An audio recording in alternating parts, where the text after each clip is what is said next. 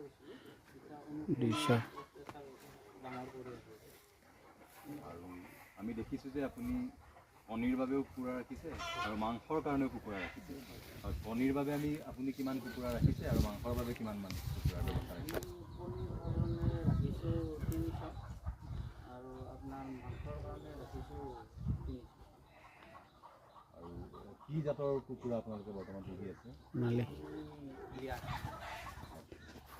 আৰু এই কণী পৰা কুকুৰাৰ পৰা ধৰক 300টা কুকুৰা আপুনি দৈনিক গড়ে কিমানমানকৈ কণী পায় উৎপাদন? 130 গড় হিচাপত। আৰু এই কণীখিনি আপোনালোকৰ কি দামত বিক্ৰী হয়? 10 আৰু 20 এইখিনি ঘৰৰ পৰাই লৈ যায় নে আপোনালোকে ক'ৰবাত দিয়ে? ঘৰৰ পৰা আহি লৈ যায়, ঘৰৰ পৰা আহি লৈ যায়। মানে আপোনালোকৰ দৈনিক ধৰক গড়ে 130টা কণী উৎপাদন হ'লেও এইখিনি বিক্ৰী কৰাত একো অসুবিধা হোৱা নাই নহয়? বৰঞ্চ যিখিনি উৎপাদন হৈ আছে তাতকৈ বেছিহে চাহিদা আছে নহয় জানো? দিবা নৰা হৈ যায়।